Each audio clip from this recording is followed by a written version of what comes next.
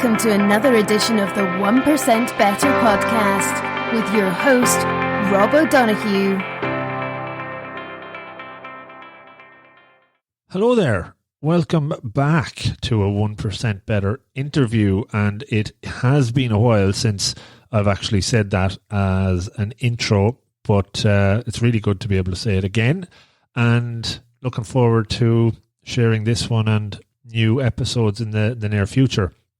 I've been on a little bit of an unplanned break, but always kind of knew that the weekly cadence might stutter a little bit when my new role started, and that has been the case, but it's always been my plan to get things going again. And in the interim period, thankfully, we've been able to put out some episodes around the book club, which are getting some good numbers of people checking out and listening and enjoying. So that was useful to keep some stuff coming out. But yeah, 1% Better is back, and it's better, hopefully. Definitely this episode is one of the best ones, but as of the time of recording this, the website should be just about updated and new and clean and fresher looking. So check that out if you haven't already noticed it being a bit more streamlined and maybe a bit more responsive. The one I had done myself 3 or 4 years ago and added to over time was just beginning to break down a little bit. So I got another professional involved and did some nice work on that. So check it out. Let me know what you think. I actually also have added a coaching page in there, a website separate to that, because as you might know, that's some of the work I do outside of the day job and love doing that, helping folks in their personal or professional endeavors. So if that's something of interest, check it out, get in touch. Happy to chat about that. But this is all about 1% Better and all about sharing stories from very interesting people and hearing from them on their journeys and lessons they have to share. And this one is an absolute cracker from that perspective. It's with a lady called Annie Duke, and she's an author, corporate speaker, consultant, all focused on decision making. I actually found out about Annie. I was reading a Charles Duhigg book a few years ago, The Power of Habit, and discovered Annie's story in there, which was quite fascinating. You should check that out. But she became a world champion, female champion poker player. And within poker, obviously, there's a lot of decision making needed. And we dived into some of that and a whole lot more besides. She's given up poker a number of years ago and focuses now purely on decision making, consultancy, and talking with leaders from all over the world around how to become better at that. And she shares a lot of really free insights in this episode around how to make better decisions. She has a book coming out around about now, How to Decide, Simple Tools for Making Better Choices. And we talked about a lot of those tools. We talked about bias a lot as well, and how decision making is influenced massively by bias and biases that we have unconsciously in many ways. And again, we try to make it sort of in a usual style practical, that you can take away some things from the discussion and put into practice in your own decision-making processes, which we have a lot of them going on all the time. So fascinating interview. Annie has been on Letterman, and she's very, very well known in the US and in the globally, from not only the poker perspective, but in the work and decision making she has come out with over the last while. So definitely worth checking out her website and also her new book. And after listening to this episode, do all of those things. There's a links in the show notes for all of that. And yeah, it's good to be back, and hopefully we'll have some more episodes in the coming weeks. One piece of advice that was given to me by another podcaster about a year ago was it's okay to take breaks. You know, you're your own boss in this endeavor, and thankfully I feel okay about doing that, considering there's about 180 episodes out already that you can check back and listen to. And sometimes listening to a podcast a second time around or even a third time around is when it really starts to stick. I know that's what I do when I really want to dive deep into conversations and take some notes and put it into action. So hopefully you can enjoy some of those back catalogues and the new ones coming in the next few weeks as well. So there you go, a long long-winded intro, but felt it was a little bit overdue. Hope you enjoy this episode with the great Annie Duke, and take care. Best of luck and enjoy.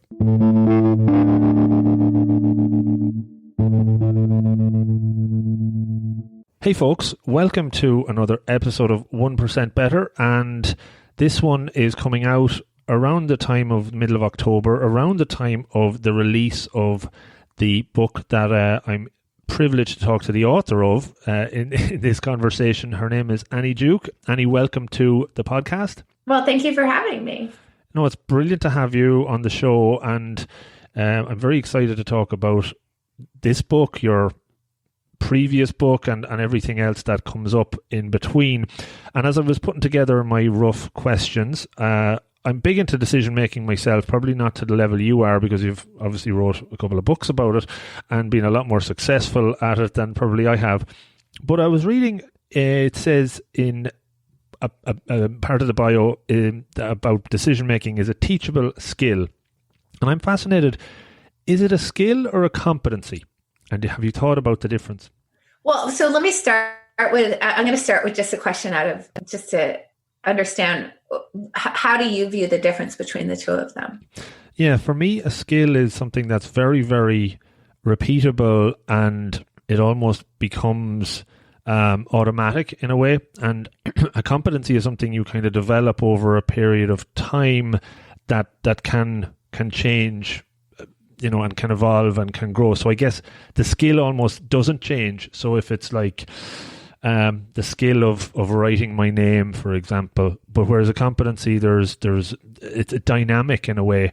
And I think about emotional intelligence and some of the like self-awareness almost as a competency. So just yeah. So thank you for clarifying that, because I think that people have different definitions of those two. So by those definitions, it's actually both.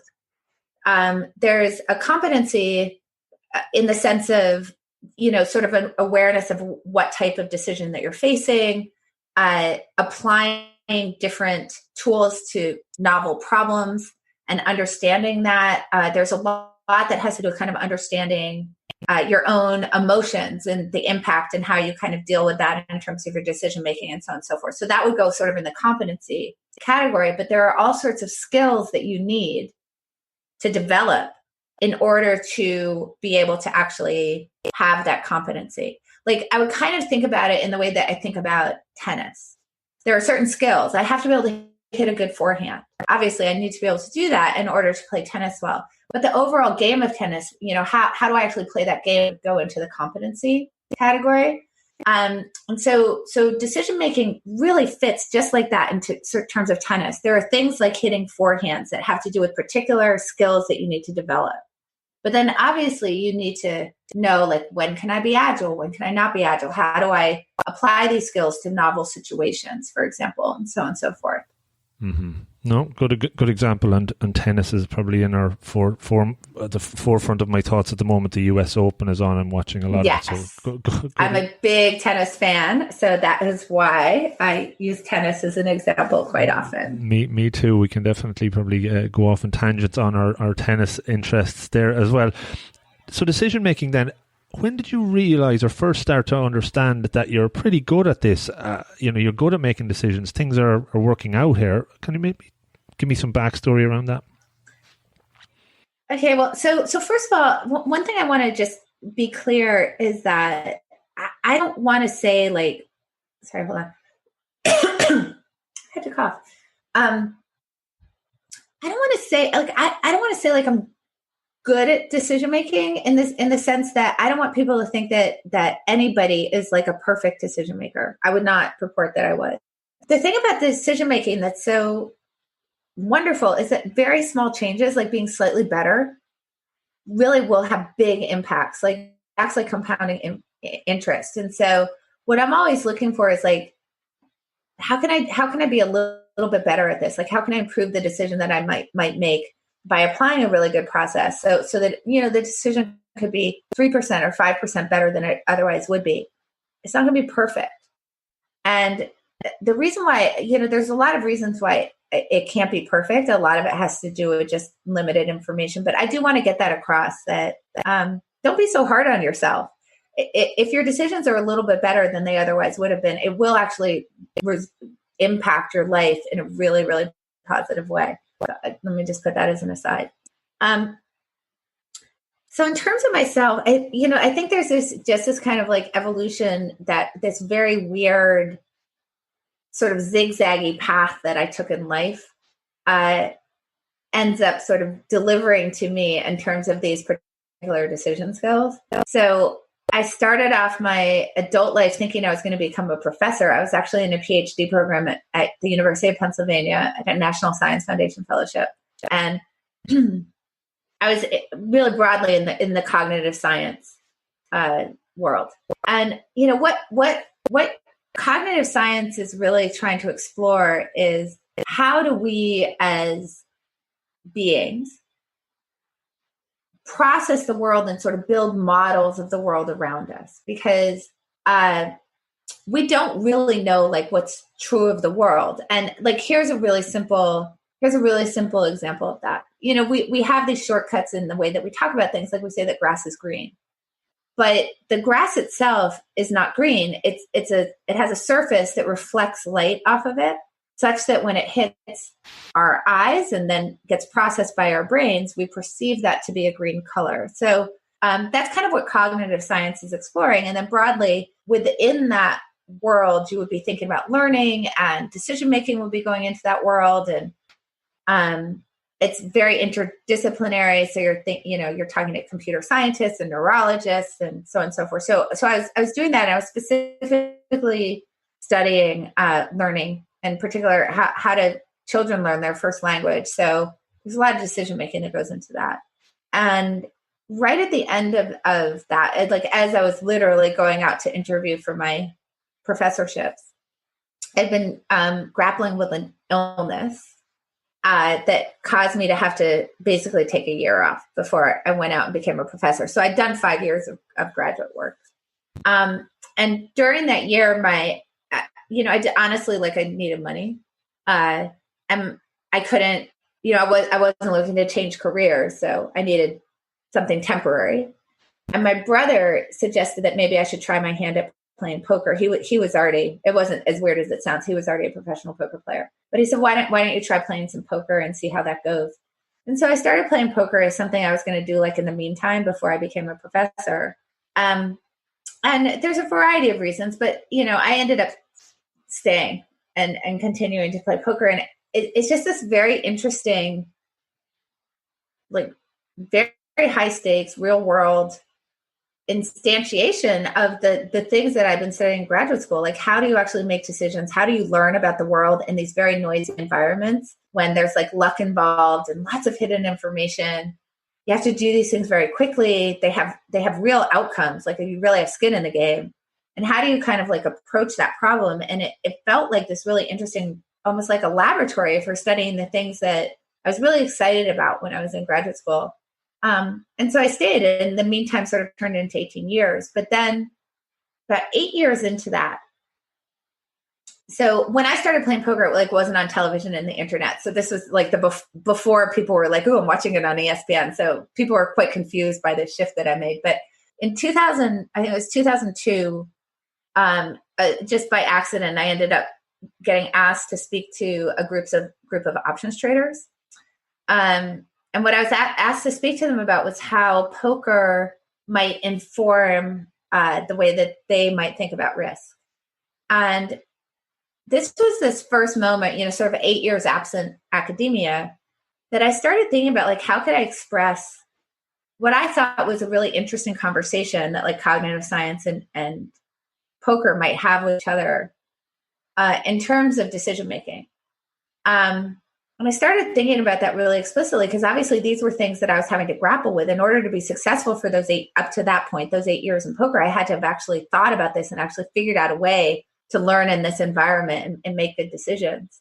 And that was when I started thinking about that in like a much more explicit way. And then for 10 years, I ended up doing a lot of talks on that. And I started consulting in that space and thinking about how we could think about these two things, like really improving decision-making.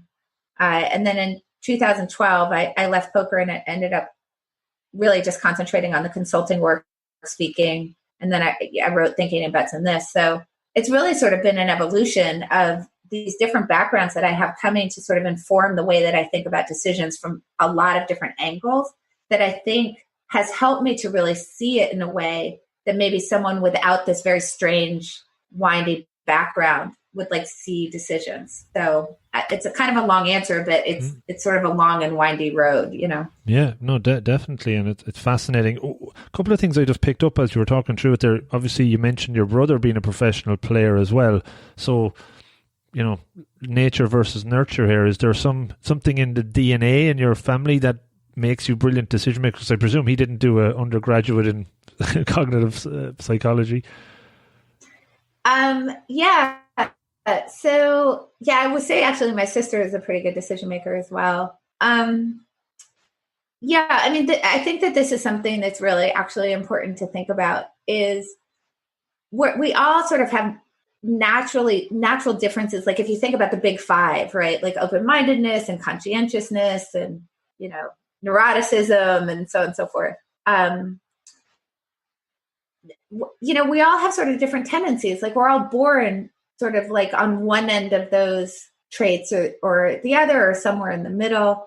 And I think when it comes to the things that can really help you to be a great decision maker, I think that's also true that there's a distribution, you know, and some people are kind of naturally more at the kind of the top end of that distribution and some are more in the middle and some are down at the lower end of the distribution. The thing that I want to make clear, and this was kind of the point that I was trying to open up with, is that if I can shift you a little bit on that distribution, like even if you naturally are maybe a little bit less open-minded, and open-mindedness is very important for good decision-making. But let's say that you're naturally less open-minded. If I can shift you a tiny bit, like I don't need to get you to be like, you know, a Tibetan monk, like the Dalai Lama or something who's really open-minded to everything and trying to stand in other people's shoes all the time. But if I can get you to move a little bit on it, it's going to have a really huge impact. So yeah, I mean, look, clearly, if you look at the kids in my family, I think that we sort of were naturally sort of more in the range of people who maybe could face a game like poker and be pretty good decision makers about it for sure. But I think that what that says is that that's why it's so important to teach these skills, right? It's why it's so important to teach people like how might I make great decisions. Because the better they are, it doesn't matter where you sit on that distribution or what your natural tendencies are. Where, if you can move a little bit in the right direction, it's going to have a huge impact on your life. Mm. Yeah. And that ties nicely in with the name of the podcast, 1% Better. It's all about, you know, incremental improvement. So I think that matches well. When you started playing poker, how good were you off the bat and how quickly did you improve? Just interested on your rate of improvement there. Yeah, so I think that's actually such a good question because the answer is I was very good, but relative to the people I was playing against. And I think that this is actually a really important concept, right? You can think about decision making sort of in an absolute sense. And in an absolute sense, I was terrible at poker. And in fact, in an absolute sense, I am still terrible at poker. And the reason that I'm still terrible at poker is because poker is really hard. It's very complicated. There's tons of hidden information. Like, can't see the other player's cards. There's a whole bunch of luck. It's very hard to unravel at the end of a hand, like why things happen the way they are. You're constantly having to build models of your opponents. I'm not a mind reader, right? So like, I've got to figure out like, what's my opponent going to do? And it's just like, it's this game that like, you know, it's that classic thing where you sort of think you know a lot about it at the beginning. And then as you get better and better, you start to realize like, I know nothing about this game. But the good news about poker is that it's always relative to the people that you're making decisions against. I think it's a very important lesson for life. So when I started playing, I was playing pretty low stakes. And I was playing against people. I actually started playing in Montana, of all places. And it was against people who were like retired and they were retired ranchers or whatever. And they, were looking for something to do during the day. And none of them were trying to be world champion poker players. They were enjoying themselves, some more so than others. And I had somebody who was world champion, like world class, coaching me. So compared to the world of poker players that exist. Was I great? No, but I had an amazing mentor, amazing coach. And I was playing against people who honestly, like they weren't trying to be world champions. They were kind of as good as they were, and they probably weren't going to get much better. And I had the advantage of, which is true of a lot of players, they thought they were a lot better than they were, which is always really helpful. So right off the bat, I was winning. But that was because relative to the people I was sort of playing this game against, I was better than they were. But I was terrible. So it's sort of a dual answer. Mm-hmm. Yeah, no, it makes sense though. And I think, as you said, the absolute of anything, we're probably not, 1% good at whatever that absolute might be. And I don't believe in perfection either. So that's probably unattainable. How quickly, as you were moving through the career of poker and starting to do the conversations and consulting, did you start kind of stepping back and creating content and writing, approaches and rules and just putting something together, saying there's so much in this that can be transferable? Yeah, so that really actually started happening in 2002. Prior to that, the work that I had been doing in poker was really mainly for myself. And the people that I kind of had like a group of people that I would workshop their hands and my hands with. And we had a few, like, for some of the things that we were doing, like we had some simple computer simulations that could kind of start to help us understand the game a little bit better. But I wasn't really thinking about the transferability at that point.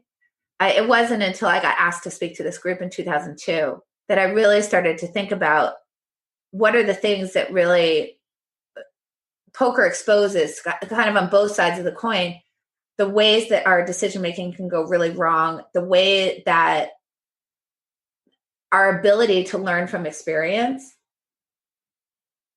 can really go sideways. Even in an environment where you're getting lots and lots of feedback, which would be poker, right? Hands go very fast and you find out like, oh, I won the hand, I lost the hand. It was about 2 minutes. But it really exposed like a lot of these cognitive biases, the ways that people don't learn from experience well. A lot of stuff about like what is the effect of emotion on decisions and that kind of thing. Because obviously it's very high stakes and you're losing money and that can cause people to be quite upset. So it kind of exposed the cracks in our decision-making in a really interesting way. And then the other thing that it does is it shows you, if you want to have any kind of longevity, how do I start to repair those cracks? Like, how do I think about, how do I become a better learner? How do I think about dealing with the emotional impact, of losing a hand at the table and how that might affect my play? How do I see myself more objectively? How do I see my opponents more objectively? So I started to sort of think about those two sides of the coin, as I was going into that very first talk. And interestingly enough, I was asked to talk about risk. And what I actually talked about was emotional control, which I thought was actually the more interesting thing to talk about with risk, right? Which is how much risk you're willing to take on, toggles depending on what kind of emotional state you're in. And so, yeah, I mean, I can tell you all you want about like, some like the Kelly criterion, which, would be just like a pretty simple mathematical tool to try to calculate out risk. But I thought what was much more interesting is how are we dealing with that in these environments when emotion can really get in the way of our ability to actually manage our risk well, and it starts to distort things. And I think that that's sort of been a theme that for me, when you get down to sort of the basic mathematical equations of making decisions, I feel like, okay, I can write that equation out for you, right? The thing that I'm more interested in is if you know that equation, are you executing on it? And I think that that's the thing that we're really bad at is the actual execution. And that's what I've really been obsessed with ever since then. And I never stopped. Like after that first talk, I realized, oh my gosh, there's such a deep place to be exploring here. Like this is really a rich environment to be thinking about. And I never stopped. And that's really resulted in these books that I've written. No, very interesting. And so you mentioned bias. And I want to maybe dig into a little bit about that because I know there's sections in the book around bias. And I suppose one of the most common biases that we aren't aware of maybe when we're making decisions? And is there a way, I think you talk about dismantling them, if there's an approach anyone could take from listening to this that could be useful? Oh my gosh, there's so many. So let me talk about two main ones. And I can actually sort of give you I'll tell you a little story that will help to put these two things together. But there's this broad problem that I talk about, which is the paradox of experience. And I hinted at it a second ago. And here, the paradox of experience is basically, we know that in order to become better decision makers, we have to learn from experience. You have to make decisions, see how they turn out.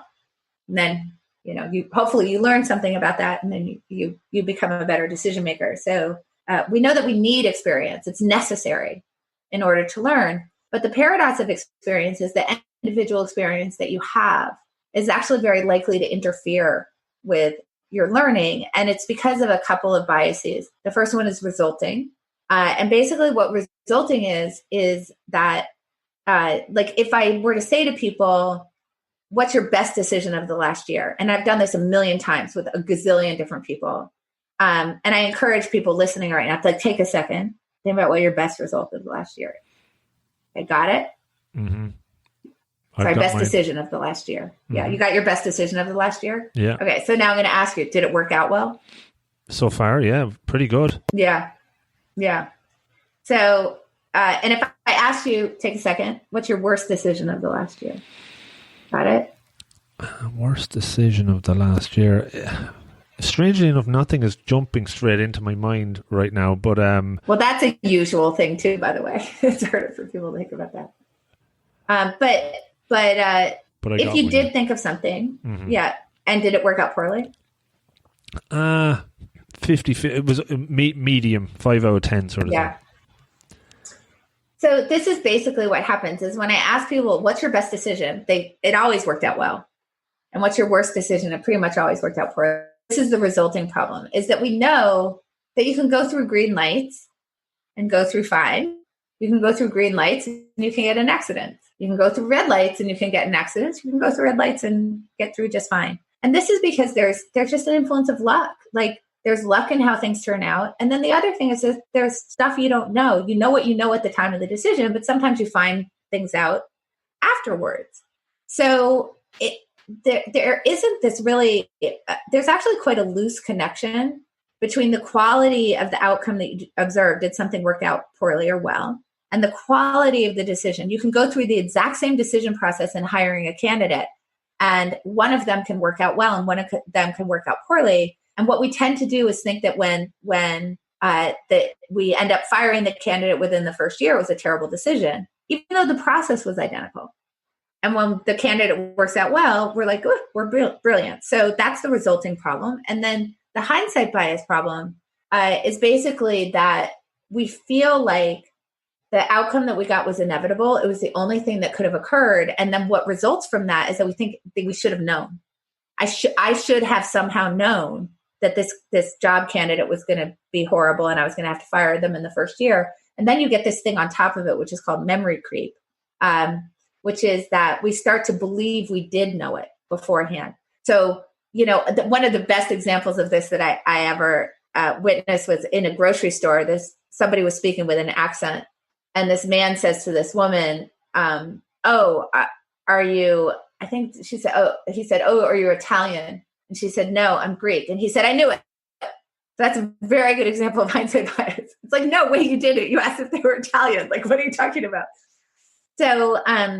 So what happens is that because of this, when we have an experience, when something happens in our life, good or bad, we tend to take very bad lessons from it because of hindsight bias and resulting. So I can give you this on a very big stage. So did you follow the 2016 election between Trump and Hillary Clinton? Yeah. Okay. Yep. So when I've sort of spent the past three and a half, so almost 4 years, listening to people talk about how Clinton's strategy as it related to Michigan, Wisconsin, and Pennsylvania was the worst, horrible decision-making as it related to those three states. And then I'll hear people say, and of course, like everybody knew this at the time. I don't know why she wasn't listening to people. clearly everybody was screaming this from the mountaintops. In fact, I wanted to talk about this, and I pitched this idea to an editor that maybe people didn't actually know. And they said to me, no, that's not a good piece, because I knew it at the time. And all my friends were talking about it. So anyway, I did a Google search, because I was like, like everybody's taking this lesson from this, that the Rust Belt was really screwed up, and that everybody kind of knew it at the time, and she ignored it. And it seems like this is a very important thing to get right, because it matters for the next, for future elections in terms of how you might decide to strategize around those. So I just did a Google search, and I was like, let me just search like Clinton and Pennsylvania, Wisconsin, Michigan. And hundreds of articles. I mean, there's so much that's been written about it. But the weird thing is that the first article appears on November 9th, which happens to be the day after the election. Now, what we know about presidential campaigns is that I don't think there's anything where the decision-making isn't more crowdsourced, right? Like every political observer and pundit and strategist and like all the data scientists from Silicon Valley are weighing in and like saying what their opinion is. So if this was such a bad choice to be spending a higher percentage of your time in Arizona and Florida and New Hampshire and North Carolina, as opposed to the Rust Belt, a lot of people would have been writing about it at the time, but nobody was. So what that suggests to me is that maybe it wasn't such a bad decision after all, at least given the information that everybody had, which was the polls. And the polls didn't have a systematic polling error, because the national polling came out about right. Florida came out as a toss-up, and New Hampshire came out as a toss-up. Like most of the states seem to be polling pretty dead on. And what we know is there was a polling error in these three states. And that's where you can see this problem with like hindsight bias and resulting. You can't know it's a polling error until the vote has been taken. So there was no way for people to identify these three states as a problem until November 9th. But yet we all sort of like agree as a national sort of fever dream that her strategy was horrible. But if it was so horrible, someone would have said something about it beforehand. So think about how this is happening to you in your life in like little ways every single day. That's clouding your ability to actually take the right lessons from your experience. Mm-hmm. Yeah, it's for what comes up for me there is kind of the concept of a lagging indicator and a lead indicator almost, where you're using the lagging indicator to show you what's happened. Like, COVID at the moment, the lagging indicators are the number of deaths effectively, because it takes 2 or 3 weeks for that potentially to happen. Even longer, yeah. But in real time then, what should somebody be looking out for to help them make that more informed decision? That's such a good question. So there a variety of things is the answer. So let's try to just focus maybe on some of the heavy lifts. So what you can kind of see is happening with resulting in hindsight bias is that when you actually make a decision, right, at the moment you make a decision, there's a bunch of ways it could turn out, right? So like if you take the Hillary Clinton example, she lost by a total of, I think, less than 80,000 votes across those three states, very small margin. So we can really like quickly imagine like, well, she could have won those states. She could have won Florida, right? Florida was really a tiny margin as well. And then we'd all be talking about what a great campaign strategy she had, right? Like you could see how that could shift so quickly. So when you make a decision, something as simple as like, I'm going to order a dish, to eat. It could be great. It could be kind of mediocre. It could be horrible. You could get food poisoning. It could be nirvana. Same thing with like going out on a date or picking a job or whatever. There's all these different ways that the future could unfold given any choice you make. But what happens is that once we know how it turned out, it's like we take this cognitive chainsaw, right? Like rev it up and we just lop off all those other branches of the tree. They're just all gone. And all we can see is the thing that actually happened. And that gives us the clue to how to deal with this. We have to pick those branches back off the ground and start to put them back on. So the first thing is when you're looking at a decision in retrospect, you have to start doing what's called counterfactual thinking. I have to think about what are the different ways that the world actually could have turned out that are not the way that this turned out. And I can do that by thinking about similar decisions. I can do that by thinking about what, for this decision, like what are the ways it could have turned out. And I want to sort of get those back on the tree, because what I want to do is contextualize the outcome that actually occurred so that I can understand there were all sorts of other ways it could have turned out. And what I want to be able to see was it like really likely that this bad thing would occur? And in the case of Clinton, we know because of that razor thin margin that maybe it was really likely or maybe it wasn't. But it seems like from all the models, she was about 30% to lose the election. And so we kind of know she was more likely than not to win. At which point we can go back and say, well, it seems like given the information, it actually wasn't such a bad decision. So now what we can do is we can say, if that's what we're trying to do in retrospect, we're trying to get this into context. The more that we do that work in advance, the better off we are. And that's like incredibly important to do that in advance. So what we want to do when we're facing a decision is basically think about, for any option that we're considering, what are the different ways it could turn out? What are my preferences for, in other words, like how much do some of these things advance me toward the goal that I'm trying to achieve or advance me away from it? And then how likely are those things to occur? And what that broadly gets me to be able to do is to say, for the reasonable ways that this could turn out, because I don't want you to think about a meteor hitting the earth. That's not right. We should think about the reasonable ways that things are going to turn out. What is the upside potential of this option and the downside potential? And then I can compare that to other options that I've done that same process with, and notice what that's doing is in advance, it's getting you to think about what these different branches of the tree are. Now, the second sort of thing that I just want to layer on that is to understand that when you do that kind of siloed by yourself, it will never be as good as if you can get other people's perspectives on it and do some separately do some exploration of what's true of the world in general. So let me just start with the second piece, what's true of the world in general. If you're thinking about starting a business, let's say like before COVID, you were thinking about starting a restaurant. And you're thinking about the restaurant succeeds, it's a big hit, or the restaurant fails in the first year. And we'll just think about those as the options. And you think that it's like 90% to succeed. It would be really good for you to go and look at, well, how often do restaurants actually succeed that start? Like how many of them are still operating after the first year? And it turns out that only 40% of them are operating in the first year. So it's really helpful for you to know that, sort of get outside of your own mind and your own hopes and desires and your own belief in your abilities and your own overconfidence and all of these other things, and just go look at, well, how often do restaurants succeed in general? So that's kind of the first thing. And that would be called going and looking for base rates, figuring out what the reference class is, like what are decisions that look like this, and I could go learn something about those. Another base rate would be like, what percentage of couples get divorced within the first 10 years of marriage? And, you would want to sort of think about that as to whether you want to have a prenuptial agreement, those kinds of things.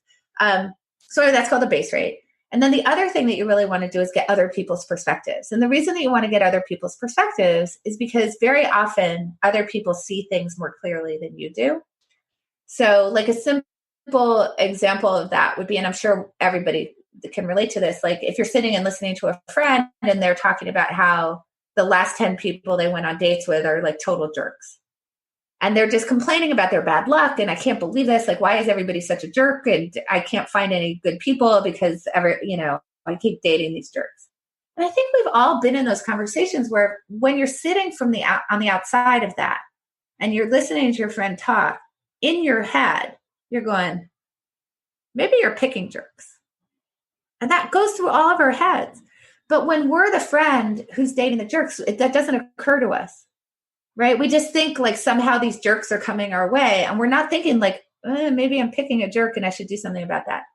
So basically what I'm trying to get at in terms of like, make sure that you're thinking about what's true of the world generally, like what are these base rates and reference classes and stuff like that. And then also try to get other people's perspectives on your situation. How would somebody else view my situation? Is really we can sum that up by saying what we want to do is get out of the inside view and get to the outside view. And this is something that Kahneman talks a lot about in Thinking Fast and Slow. So the inside view is just the world from our own perspective, driven by the things that we'd like to be true of ourselves and the world. And that tends to be a pretty distorted view of life.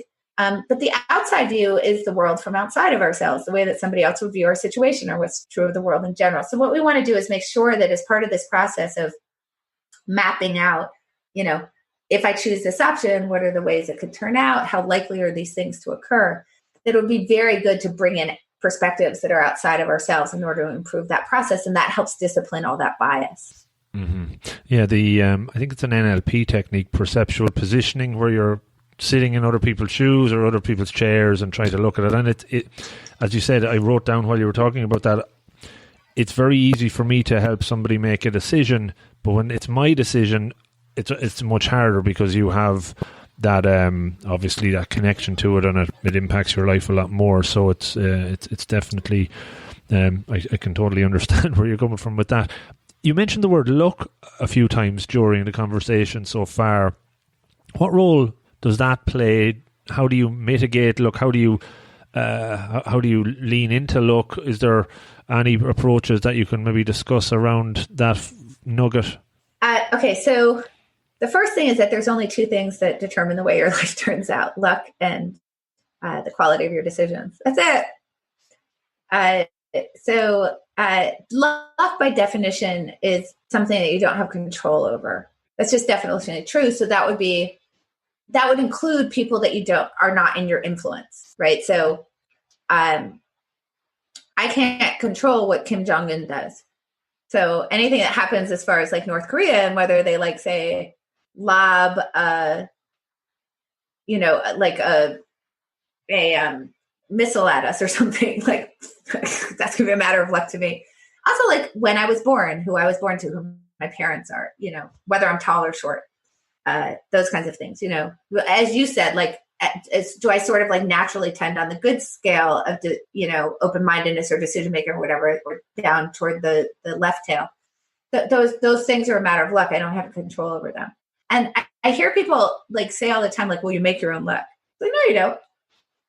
You make decisions that have different, ways that luck could influence them. And so what they're really trying to say is that if you're a good decision maker, you increase the probability that luck will break your way as opposed to that it won't. It's like if I'm playing a hand of poker, I could play where I have a 55% chance of winning and a 45% chance of losing, or maybe I have an 80% chance of winning and a 20% chance of losing.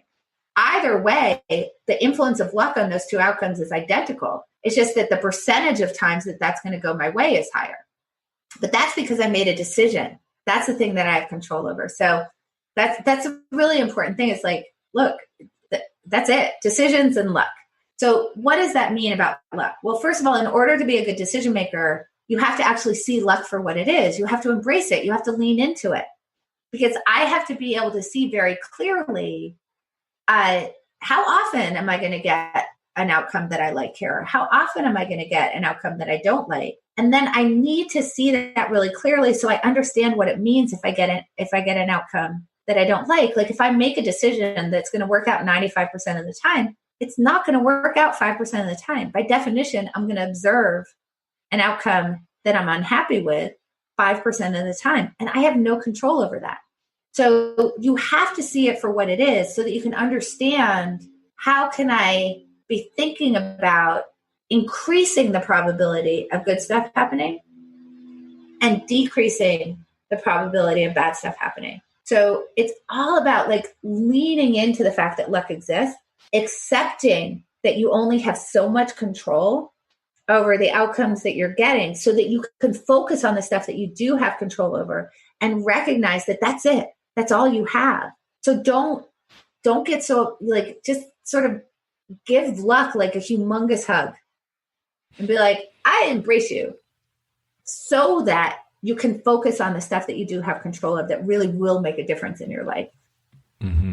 I'm just going to quickly look around because I interviewed, where's the book? The Paradox of Choice by Barry Schwartz. You know Barry Schwartz? Yeah, I actually reference him in my book, in this book, in How to Decide. he was one of my favorite all-time guests on the podcast, and obviously we talked about choice and paradoxes and luck, and he was a big believer in luck having a huge role in his journey, his life, and some great concepts in it. And one thing that well, by the way, on that note, think about my life. Like, why did I become a poker player? Because I got sick.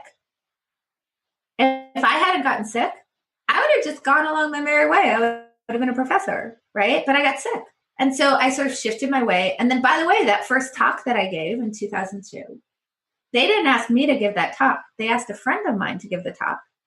And this friend of mine does not like public speaking.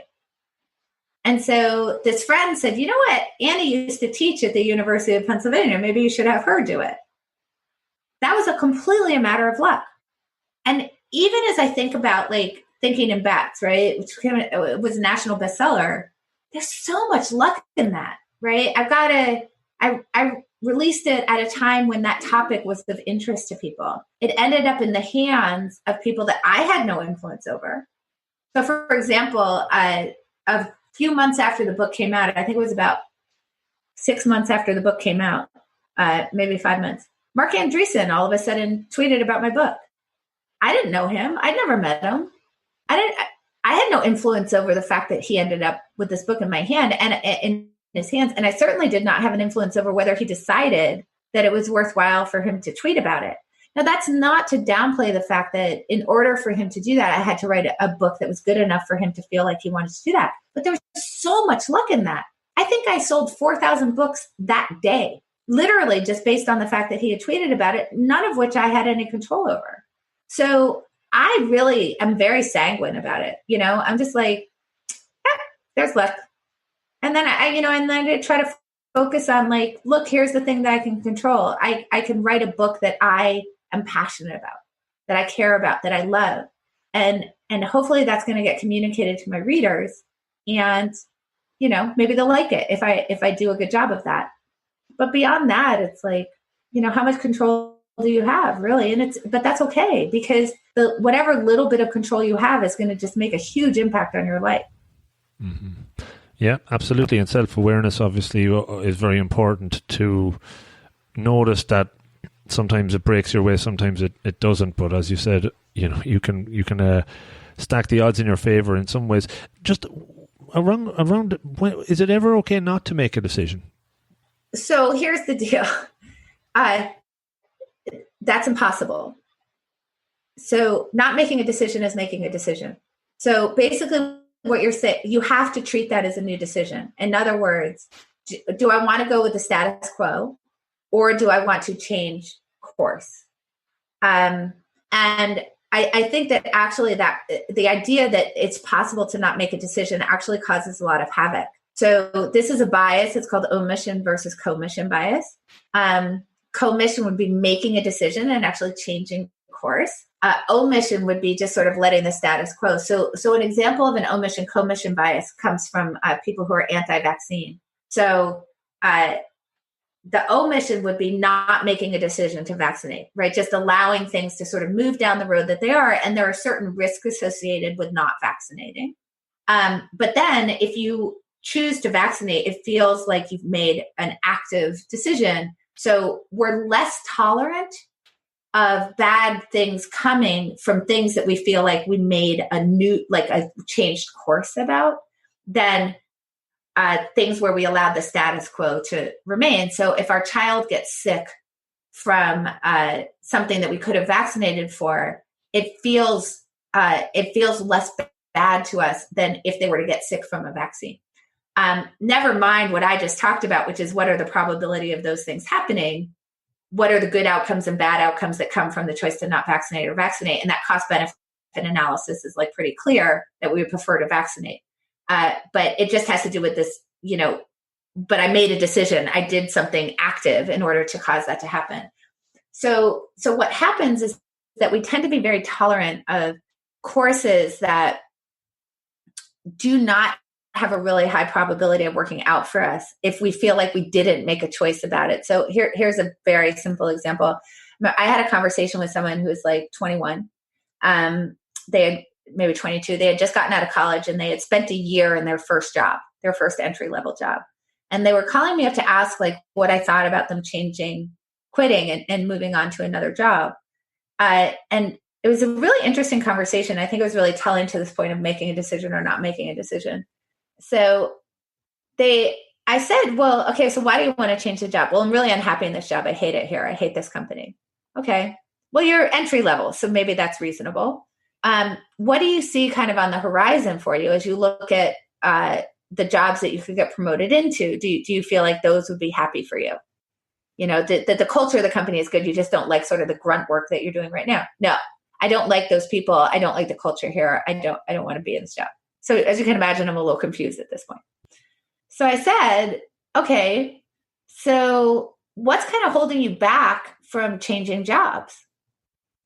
And this was so telling. They said, what if I switch jobs and I spend another year learning a new company, learning the culture, learning how to like navigate my way around. And at the end of that year, I'm really unhappy. And this is classic, like omission versus commission bias. So I stopped and I said to him, what are the chances that you're unhappy at the end of the year in the job that you're in? He said, basically 100%. I said, what are the chances you're unhappy at the end of a year in a new job? And he was like, I don't know, like maybe 40%. And I was like, doesn't that sound better? I understand that you might end up being unhappy at the end of it, but now you have a chance to actually have something good to come from it. And clearly that's the better option.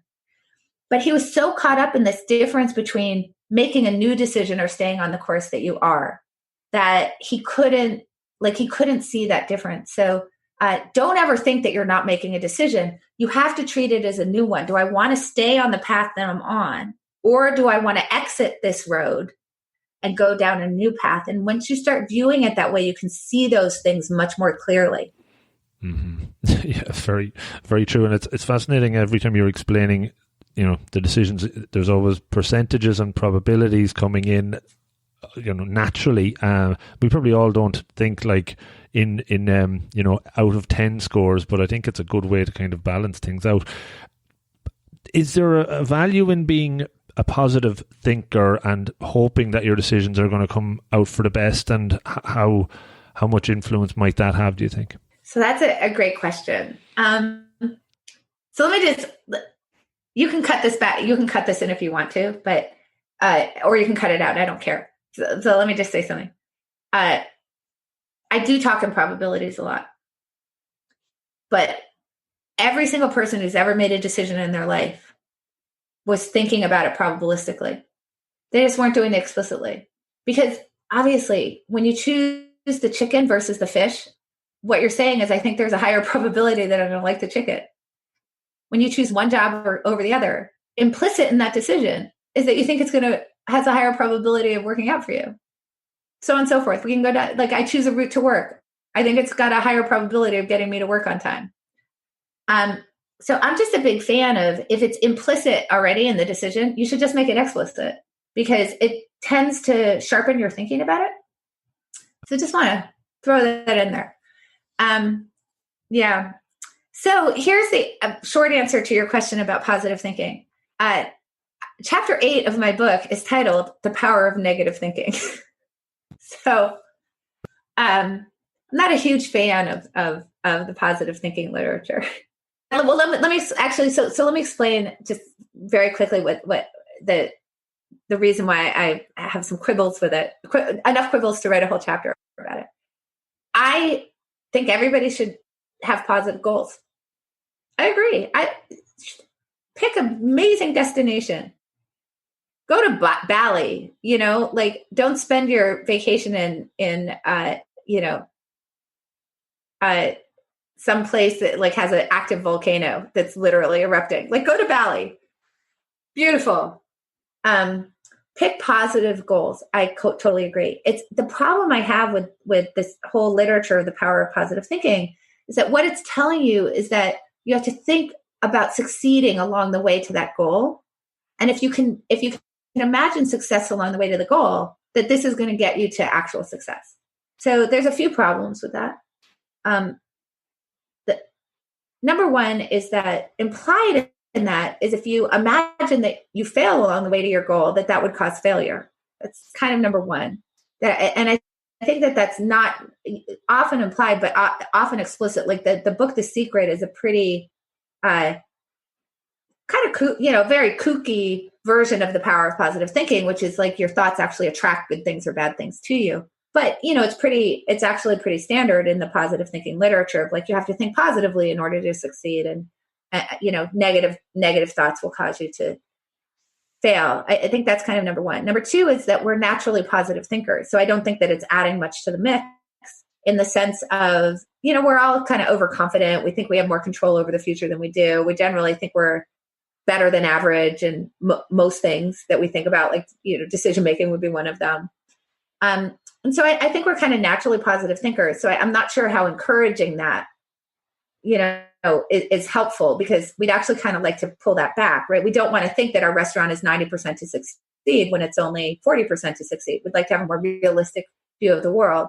But the last piece, and I think this is really the most important, is I don't know how you can succeed if you don't identify the obstacles that might lie in your path. In other words, if you weren't thinking, look, yes, I have a positive route, but I want to imagine if I were not to successfully navigate to that route, what are the ways in which I might have failed? Because if you can do that, if you can imagine the ways that you might fail, it lets you actually do something about it before you reach the failure. So it actually increases the probability of success. So the way I think about it is the difference between like an old paper map. Like, here's your destination. Here are all the roads. You sort of map out your route and you're like, oh, this is cool. All the roads are clear. Versus an app like Waze, which is actually, as far as I'm concerned, like a total instantiation of the power of negative thinking, which is, oh, what is Waze doing for me? It's telling me that there's a road closure ahead of me and I should avoid it. It's telling me that there's traffic over here and perhaps I want to take another route, or maybe I want to plan for more time because the traffic is heavy. And so now I need to leave more time. It's telling me that, that there's an accident over here. So it's giving you, it's basically saying, look, as you're thinking about this destination that you like to go to, I'm going to sort of look ahead for you. And I'm going to figure out where you're not going to be able to get to your destination because there's a bunch of crap going on in the road, and I'm going to route you around it. That's the power of negative thinking. I don't want to just imagine success along the way. I want to imagine a positive goal and then think about all the ways that I might fail.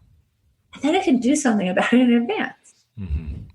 Yeah, you can mitigate all those risks, I guess, in advance. If we think about something as simple as hedging, right? So what is a hedge? It mitigates the impact of something bad happening. Like if I have fire insurance, I'm trying to mitigate the financial impact of my house burning down. Mostly my house isn't going to burn down in my life. It's a rare occurrence. But if it does, it's really bad. And so I want to mitigate that risk. So I buy fire insurance. I'm willing to pay a little something for that in order to hedge against this problem. But I can only identify the appropriate hedge for that if I identify that my house might burn down. So insurance is actually, you get to buying insurance because of negative thinking. And it's not the case that if you buy fire insurance, it's going to make your house burn down. It's going to make it more likely that your house doesn't, end up intact at the end of your ownership of it. Which is a little bit what the power of positive, like the real power of positive thinking would be like, don't buy insurance, right? Because obviously you're going to own this house and it's going to be great. But crap happens. That's why we have insurance. It's why if you want to have an outdoor wedding, you might want to think about having a tent just in case there's bad weather. But so that would be like a failure to have your outdoor wedding. But if you aren't thinking about that, then you cannot do things about it. If you want to lose weight, it's really good to think about, I might fail because I really like the break room donuts. Then you can start saying, okay, break room donuts are a problem. How can I avoid those?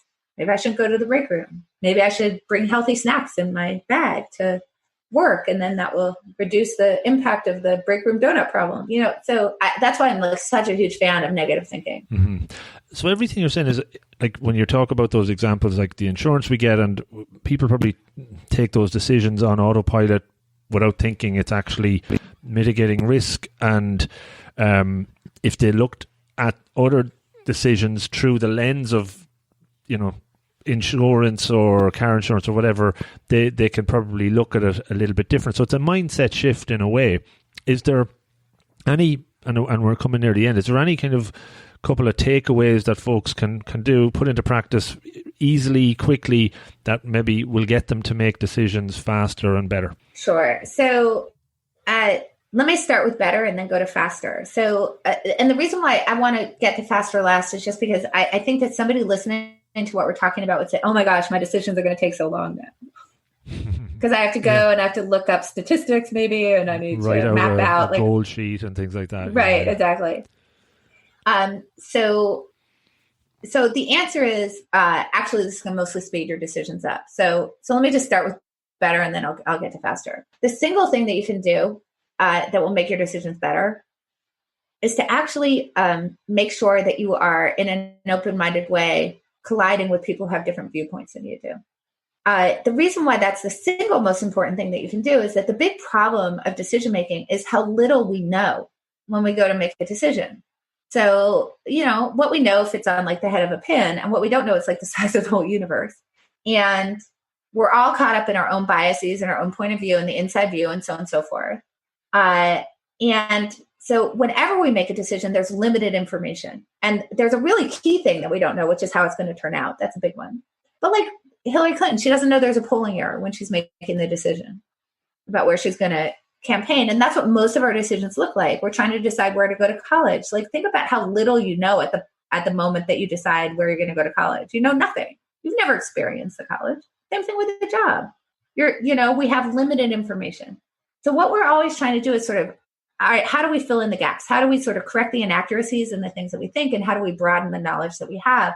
Because at the foundation of any decision you make, like as we're talking about, what are the options that we have? What are the different ways that they can turn out? What is the probability of those things occurring? How would I compare those two things? So on and so forth. Is at the base of that is the information that's informing that whole process. So what we want to do is improve that information. We want to fix the things that are inaccurate in the things that we believe, and we want to learn new stuff. And most of that stuff lives in other people's heads. So if I can have a real conversation with you that allows you to fill in the gaps in my knowledge and correct things and offer me different perspectives, you might view the same information that I have that may be factually correct in a totally different way that opens me up to a different perspective that's going to improve my decision making. So I've got to do that. And this is the key. Single biggest takeaway. If you want to know what somebody thinks, don't tell them what you think first. So practical. When we ask for people's opinions, we generally will offer our opinion of the thing that we're asking them for an opinion of before we get their opinion. I send you an op-ed and I want to know what you think about it. I don't just send it to you and go, hey, Rob, what do you think of this? I say, hey, Rob, what do you think of this op-ed? I think the writer's really biased and they didn't think about this perspective. And I can't believe they were missing out on this. And this is really, I'm so distressed by what they have to say. But what do you think? I just told you everything. If I'm asking you your opinion of what do you think of that candidate that we just interviewed, I'll generally offer up all of my thoughts first prior to asking you. And the problem is, how am I supposed to find out what you really think now? Because I just infected you with all of my thoughts and opinions. So the best thing you can do is say, hey, we just interviewed a candidate. Rob, what do you think of them? Full stop, period. And what you're going to find is that you get a much truer view of what other people's opinions are when you do that. And that's going to improve your decision making. Because that collision of the places where your opinions diverge from each other is where all the interesting stuff happens. It's not particularly interesting that we both think the earth is round. It's round. What's really interesting is that you thought that candidate was amazing and I thought they were a dud. So now I want to have a conversation about it. But because of like things like confirmation bias, where we want to be colliding with information that like certifies our points of view, this is kind of a way to get to that, right? If I tell you my opinions first, it's less likely that you're going to disagree with me. So that's the biggest thing that we can do to improve our knowledge. But on the fast thing, let's move to that. It's really important to realize that once you understand like what a really robust, sort of more deliberative, slower decision process would look like, that mostly you're probably making your decisions too slowly. Counterintuitive. But the thing that I'm really talking about when I'm talking about, think about an option that you have and think about like, what are the things that could happen and what's good and what's bad and how likely are those to occur? What I'm really saying is, what are your options and what is the impact of those options? That's what I'm asking you to think about. So you can take a step back from that and you can say, when am I facing a decision where I don't need to get it as right because I've got a lot of leeway because the impact of getting it wrong isn't going to be so big. There's two ways that we can get that. We can get that because the decision itself is relatively low impact. So that would be like, let's say that one day you order something in a restaurant and you hate the dish. It's yucky. You're sad. You're probably beating yourself up about it. And maybe you spent 15 minutes trying to decide what to order on the restaurant, which, by the way, is the average time people spend doing it. They have about 14 minutes to navigate through a restaurant, through a menu. So let's say it was really bad. And then let's say I catch you in a year. So it's a year after you've had this bad meal. Mm-hmm. And I say, hey, remember that meal that you had a year ago? How much did it affect how happy you were over the last year? None. Like, right. What about the last month? How much did it affect your happiness? Like I catch you in a month. How much did it affect your happiness over the last month? Yeah. What about a week later? I catch you 7 days later. And yet you must know these people who are like, literally, they're quizzing the wait staff and they're asking everybody at the table their opinion about what they're supposed to order. I mean, this is like, once you sort of figured out, oh, here's some dishes that look interesting, you can flip a coin because this is called the happiness test. It's getting you to say, what is the long-term impact of this? And if the answer is not too much, then you don't need to do all of this stuff. Just sort the thing into, these options look pretty good to me. These options don't look so good to me. I'll flip a coin now. So that's the option. That's sort of the impact piece. Then the options piece is one of the problems that we have with decisions is that when we choose an option, if we can't kind of unwind it, that means that we need to slow down. But there's lots and lots of decisions that we can unwind. In other words, it's the power of quitting, right? Like you don't have to read every book till the end. You don't have to finish the movie that you're watching on Netflix. You can quit your job. You can transfer schools. When we think about like agile software development, like you're putting out little bits of code that you can pull back really quickly. Right? This is kind of what Jeff Bezos is talking about, like two-way door versus one-way door decisions. And there's lots of two-way door decisions. And the more that door swings both ways, the more that I can pull back and get to another option that like I rejected, or maybe a new option that's come on the horizon, the faster I can go because I don't get as big a penalty for not slowing down. So it's the difference, like dating versus marrying, renting versus buying. Like these are all this difference between kind of one-way and two-way door decisions. And then I can add on top of that, if I can do something in parallel. So I don't need to take as much time thinking about something. If I can hedge it, for example, that's just an example of exercising options in parallel. I could ask you, I can't decide between the chicken and the fish. Will you order the fish and I'll order the chicken? It's a way to do it in parallel. I can take piano and guitar at the same time. I could read 2 books at once. And dating is actually exercising options in parallel as well. I can date lots of people, but I assume you're married to one. I mean, or whatever your fancy is, but it's a more limited pool of people that you might be married to. And so those are all kind of in those concepts. And when you start to think about decisions that way, like if I were to apply the happiness test and think like, really, how much is this going to affect my ability to reach my goals in a year or a month or a week? And you start thinking about like, how reversible is it on the back end of this? If it's not working out, can I reverse it? Can I do more than one thing at once? What you realize is that the majority of decisions that you make, you can actually speed up. But you have to understand what the full process looks like to understand how important these questions are about reversibility and options in order to know what type of decision you're facing. So you know when you can go fast and when you need to go slow. Mm-hmm. Yeah, really interesting.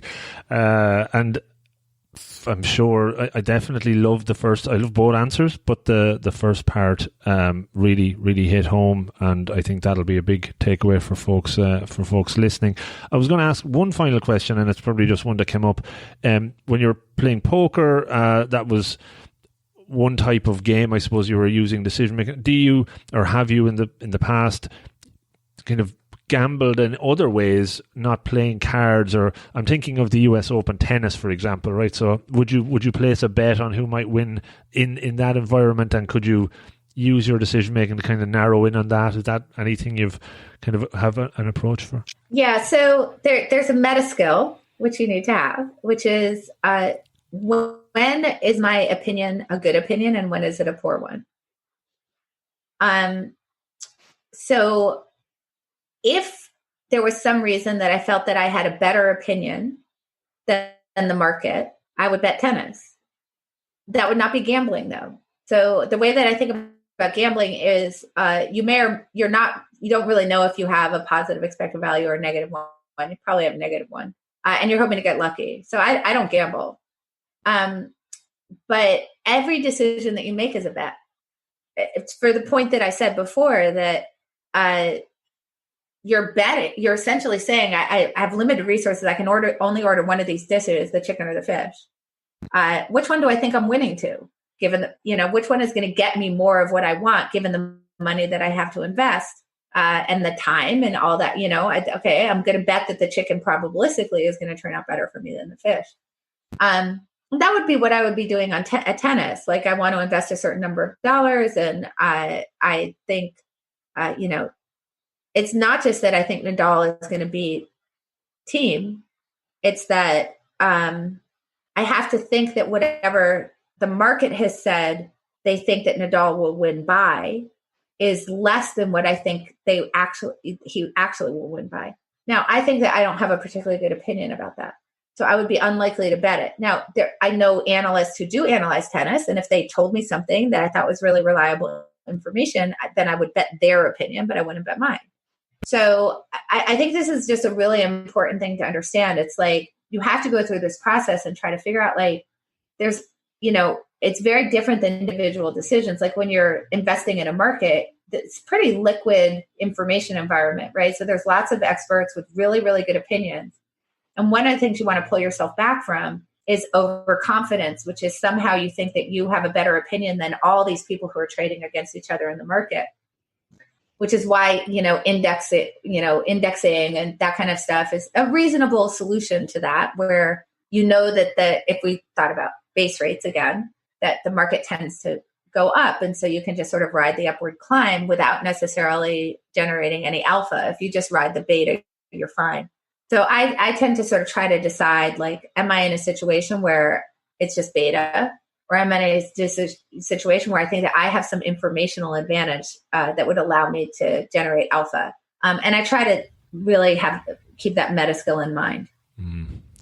Very interesting answer, and related to tennis is always good as well. So, look, we've gone through an hour, and it's been a fascinating listen, and thanks for taking the time out to do that. As is the case in the end of a podcast, it's over to you to kind of give a call out about the book, when it's coming out, how people can purchase it, and I will encourage them to do so, because I'm sure we've just scratched the surface here. Oh my gosh, thank you. So let's see. You can follow me on Twitter at Annie Duke. You can go to annieduke.com to find out where to order the book. It's available at the usual places, but also on my website, there's a contact form. And I have to say, like, some of my biggest moments of learning are from hearing from people who have interacted with my work in some way, either a podcast, or they've read my work, or they've seen a talk of mine. And interestingly enough, when I think about why did I end up writing How to Decide, after having, put out Thinking in Bets a couple years ago, it's really through conversations with my readers, because I had all these people like, they were talking to me about thinking in bets, which is really this idea of like, you really have to lean into uncertainty. And they kept asking me like, but how would I make a decision? Like I get like there's uncertainty, and your decision quality isn't so related to outcome quality, and we need to recognize that. But then they would go, but how would I make a decision? And I thought, I guess I sort of left all that on the table, and maybe I should give people some really practical advice about how you can improve your decision making. And that absolutely came out of conversations with readers and people who had listened to me. So please, please, please use that contact form. I love to hear from people who listen to me. I am not 100% at replying, but I'm probably 90. I really try. And, sometimes life gets in the way and I don't get to somebody, but it doesn't mean that I don't care about you. And I really do try to respond to everybody who writes me. So please write me. The other place that I would love people to go explore is the Alliance for Decision Education. So I co-founded a nonprofit. And what we're trying to do there is bring decision education into K through 12 education. So there's been a real sea change in education with sort of thinking more about like 21st century skills and the whole child. And one of the ways that we've seen that is in social emotional learning, which now is part of most schools' curriculum.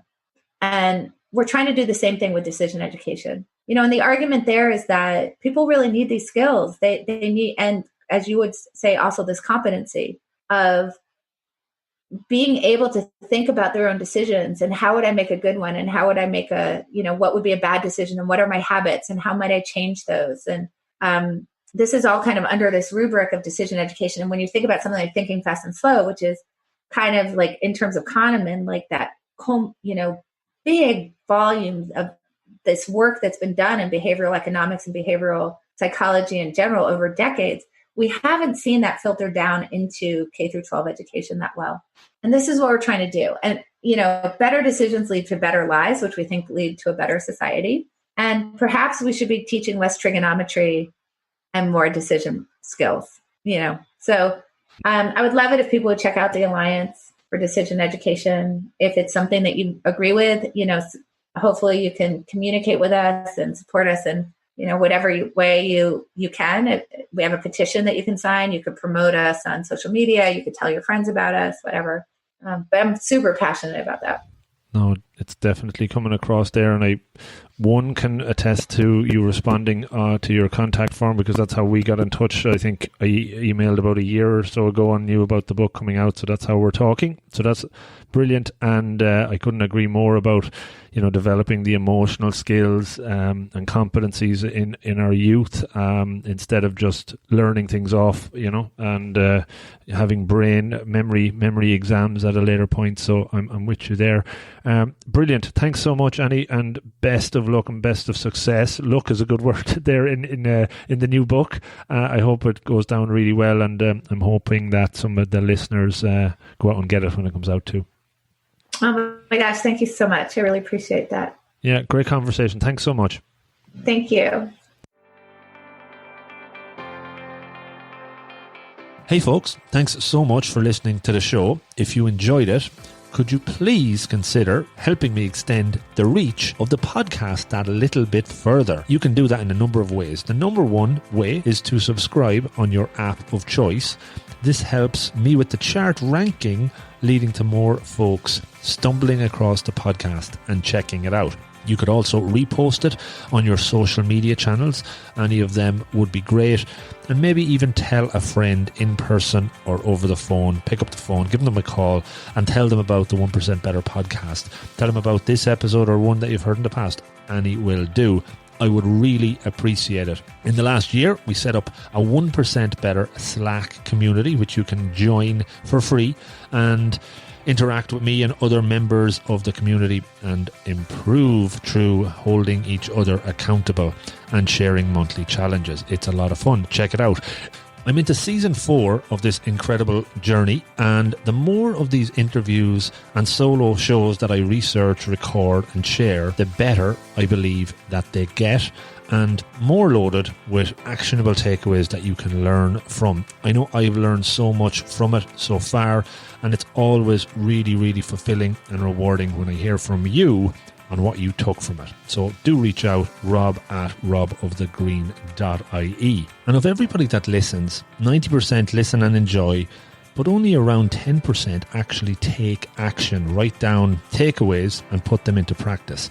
I am convinced that if we can move that number a bit higher, the listeners will not only make steps forward towards their goals, but they will be more fulfilled and happy and better. Change doesn't happen overnight. It is hard, but it's all about taking the first step, whatever that is for you. You can absolutely do this. Make a plan, be deliberate, take action. Don't overreach. Start with those small incremental improvements, and over time you will see great progress. It's all in the pursuit of betterness.